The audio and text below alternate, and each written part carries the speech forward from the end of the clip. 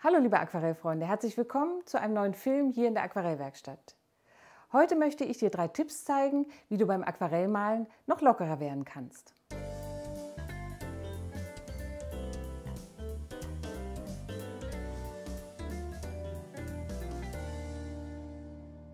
In meinen Kursen und Workshops höre ich ganz häufig den Satz, ich möchte gern lockerer beim Malen werden. Ich kenne das bei mir selber auch. Man ist vertieft in seinem Motiv, geht mit der Nasenspitze immer dichter heran und wird im Verlaufe des Malens immer fester. Ein angestrengtes Malen wird man in einem Aquarell immer auch sehen können. Das heißt, ich finde immer, man sieht dem Bild an, ob es locker und flüssig gemalt wurde oder ob man sehr angestrengt und fest bei der Sache war. Hier kommen jetzt meine 3 Tipps, die dir beim lockeren Malen vielleicht helfen können. Tipp Nummer 1: Bereite dich gut vor. Hier haben wir eine kleine Impression aus Lauenburg, direkt an der Elbe, so einen kleinen Bauernhof. Das möchte ich als Beispielbild heute für ein kurzes, flüssiges Aquarell nutzen. Zur Vorbereitung mache ich sehr gerne, und das finde ich auch wirklich wichtig und unerlässlich, eine ganz kleine Tonwertskizze. Diese ist jetzt hier ungefähr 5 x 7 cm groß und klärt für mich eigentlich nur das Format und die großen Formen im Bild. Details kann ich ohnehin nicht malen, weil es ja viel zu klein ist. Aber ich kann, so hier ist noch ein kleines Haus, ich kann eben festlegen, wie die großen Formen im Bild verteilt sind. Im Aquarell gilt der Spruch, planen wie eine Schildkröte und malen wie ein Hase. Wenn ich einen guten Plan habe, bevor ich ans Aquarell später gehe, kann ich natürlich flüssig und schnell durcharbeiten. Was ich dafür hier noch brauche, das ist jetzt hier die Umrisszeichnung, ist schon da. Was ich jetzt noch brauche, ist die Festlegung der Tonwerte. Im Aquarell haben wir die Möglichkeiten, jede Aquarellfarbe in verschiedenen Dunkelheitsstufen aufs Papier zu bringen. Die hellste Stufe ist das Papier weiß. Mit viel Wasser kann ich eine Aquarellfarbe sehr zart und dünn aufbringen. Mit etwas weniger Wasser und mehr Pigment in der Mischung wird die Farbe schon dunkler. Mit noch weniger Wasser und noch mehr Pigment, dann habe ich so eine cremige Mischung, die schon Richtung Honig geht, wird die Farbe so kräftig.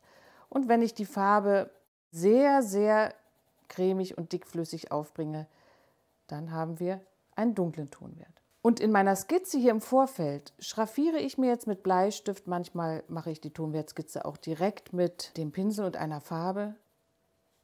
Der Himmel wird nachher ein sehr heller Tonwert sein, da lasse ich das Papier weiß stehen. Hier oben ist der Himmel. Was ich jetzt schraffiert habe, sind die dunklen Bäume. Die Häuser werden einen mittleren, relativ leichten Tonwert hier bekommen, weil sie teilweise in der Sonne stehen. Das sind meine Häuser später. Nur wirklich ganz grob. Ich lege nur fest, wie wässrig die Farbe nachher aufgebracht wird. Dann kommt hier unter dem Haus wird nachher ein dunkler Schatten liegen von einer Buschreihe. Das ist eine kleine, schöne, zarte, dunkle Form, die ich hier brauche. Die Wiese wird wieder relativ hell sein, mit einem dunklen Abschluss in Richtung der Uferkante. Und das Wasser wird einen hellen Tonwert zunächst mal bekommen, ganz hell.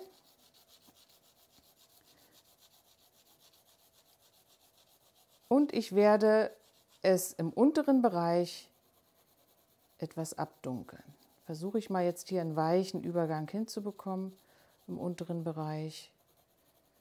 Denn so werde ich später auch malen. Es wird also immer dunkler, je weiter ich nach vorne komme. Können wir so ein bisschen verwischen hier. Also es geht halt relativ zügig mit einem Pinsel, aber manchmal, wenn ich draußen unterwegs bin, habe ich nur den Bleistift erstmal. Und so geht es auch ganz gut mit dem Bleistift. Und jetzt lege ich noch fest, wie die Spiegelung hier reinkommt ins Bild. Da haben wir hier einen relativ großen Baum, da wird es natürlich hier. Also jetzt kommt die dunkle Form der Spiegelung, die schraffiere ich mir hier auch noch rein. Da ist der große Baum. Dann sehen wir, die Spiegelungsform nimmt dann die Baumform hier wieder ungefähr auf. und es wird relativ interessant. Jetzt kann ich die Sachen, die hier im dunkelsten Tonwert, hier die 5. Stufe, die noch ein bisschen dunkler, wirklich dunkel sein sollen, die werde ich jetzt noch einmal intensivieren. Und dann kann es mit dem Aquarell schon losgehen. Wenn die Tonwertskizze steht, dann überlege ich mir, in welcher Reihenfolge ich die Farben aufbringe. Man kann grob sagen, dieser Bereich hier in den dunkleren Tonwerten wird der 2. Farbauftrag und hier in den hellen Tonwerten bewege ich mich beim 1. Farbauftrag. So, die Tonwertskizze ist erledigt und die Umrissskizze liegt jetzt auch hier vor mir. Jetzt kommt mein Tipp Nummer 2. Du siehst schon, heute ist es etwas anders als sonst. Ich stehe und das wäre mein Tipp für dich. Stell dich beim Aquarellmalen ruhig hin. Vielleicht kannst du das an deinem Tisch zu Hause tun oder du baust dir die Staffelei auf und versuche einmal im Stehen zu arbeiten. Zunächst wird es vielleicht etwas ungewohnt sein, aber du wirst sehen, wenn du dich ein wenig daran gewöhnt hast, arbeitest du im Stehen lockerer. Man kann sich ein bisschen bewegen beim Malen, man kann mal nach vorne, mal nach hinten gehen, der ganze Körper lockert sich. Und du kannst versuchen, dabei auch den Pinsel etwas weiter hinten als gewohnt anzufassen. Ich werde jetzt also unser kleines Motiv im Stehen malen mit besprochener Pinselführung und du kannst gerne zuschauen. So, die Umrissskizze habe ich laut der Tonwertskizze übertragen und kann jetzt hier mit lockeren Strichen, ich arbeite im Stehen und habe den Pinsel hier weit hinten angefasst, meinen Himmel zunächst anfeuchten. Und eine ganz lockere Farbigkeit jetzt in den Himmel geben. Ich habe hier ein wenig lichter Ocker angedeutet und gehe jetzt mit meinem Blau dazu.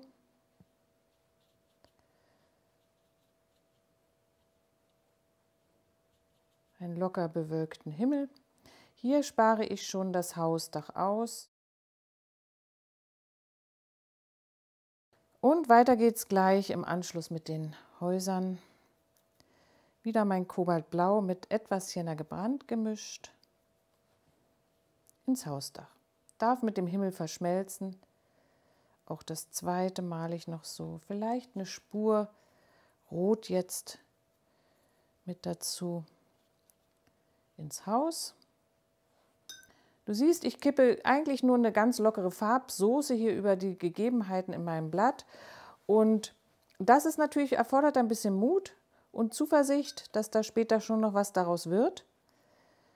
Jetzt machen wir weiter mit dem Grün für die Wiese, Cadmiumgelb und Kobaltblau, geben ein schönes, nettes Hellgrün. Und auch hier dürfen wieder die Farben von den Häusern sich verbinden mit dem Wiesengrün. Jetzt sind wir schon bei der Wasserfläche. Da beginne ich mit einem Strich klarem Wasser hier und setze in diese relativ wässrige, vorbereitete Fläche ein wenig Zylinblau.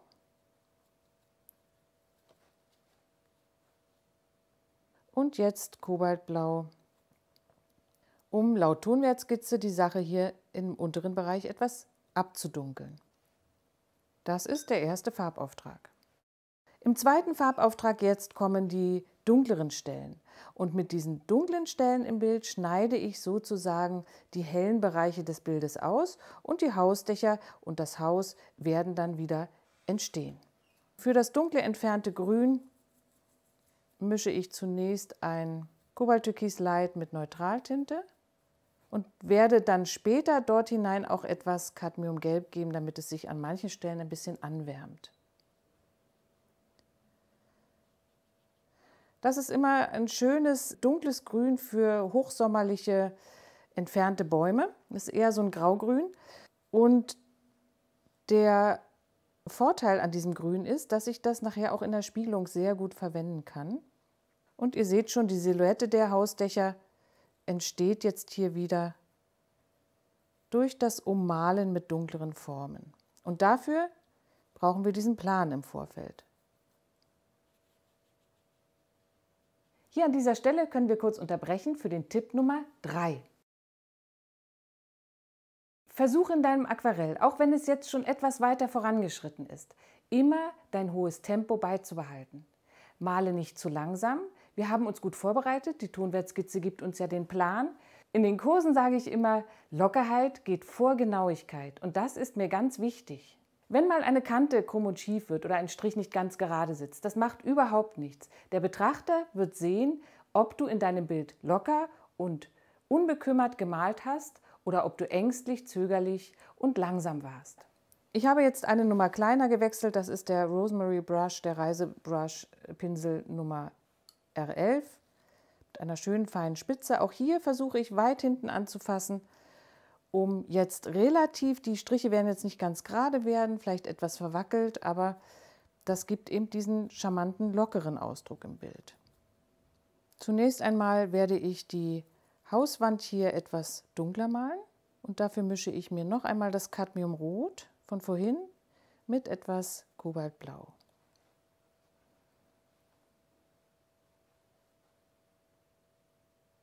Hier spare ich wieder so kleinen Bewuchs aus, denn das ist die Wiese, die heller vor dem Haus sitzt.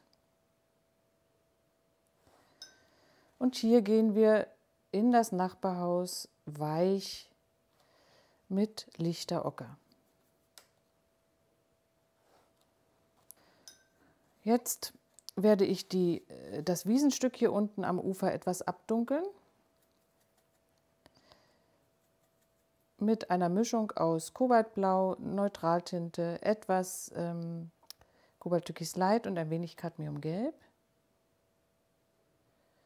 Gestalte ich jetzt hier diese Uferkante noch einmal ein bisschen genauer und löse sie partiell ein wenig mit Wasser an.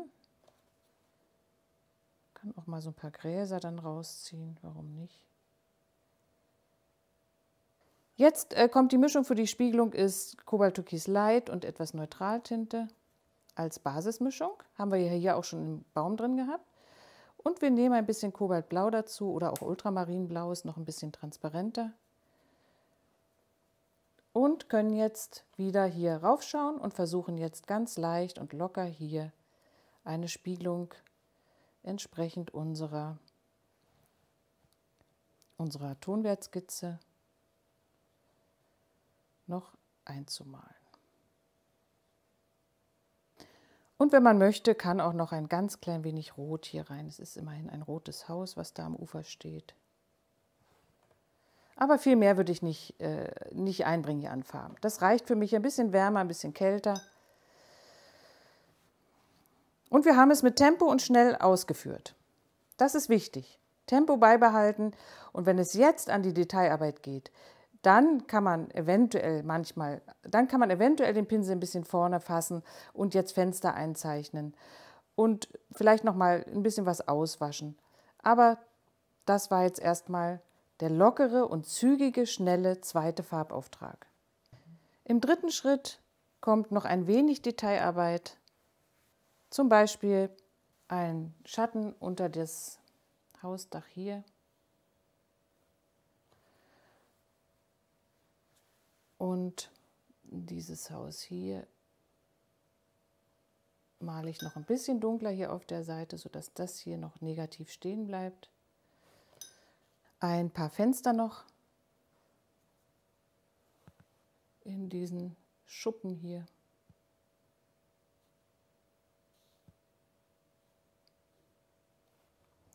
Und die Uferkante im unteren Bereich möchte ich noch ein wenig verstärken.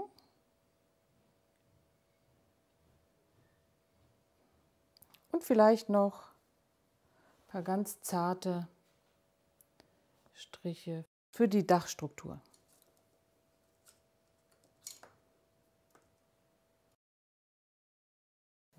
An dieser Stelle habe ich meinen Kontrast von dem dunkelsten Tonwert zum fast hellsten Tonwert noch nicht ganz erreicht und werde deshalb noch mal ein wenig Dunkelheit nachlegen,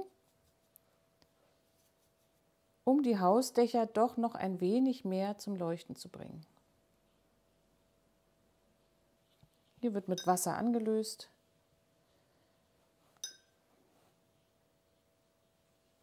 Bei so viel Grün im Bild darf ein kleiner roter Klecks nicht fehlen.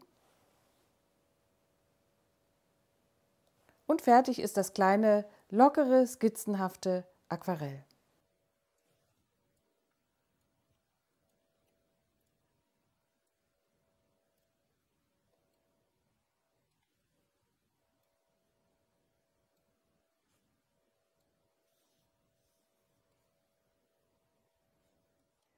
So, unser kleines Motiv ist fertig. Ich hoffe, meine 3 Tipps fürs lockere Malen konnten dir ein wenig helfen und du hast Lust, es jetzt selbst auch einmal auszuprobieren. Wir freuen uns wie immer über Kommentare oder ein Like unter diesem Film. Du kannst unseren Kanal auch gerne abonnieren, dann verpasst du keinen neuen Film. Schreib auch gerne in den Kommentaren, ob du dir mehr Filme mit Tipps rund um die Aquarellmalerei wünschst. In diesem Sinne viel Spaß beim Malen und mach was draus. Tschüss, bis zum nächsten Mal.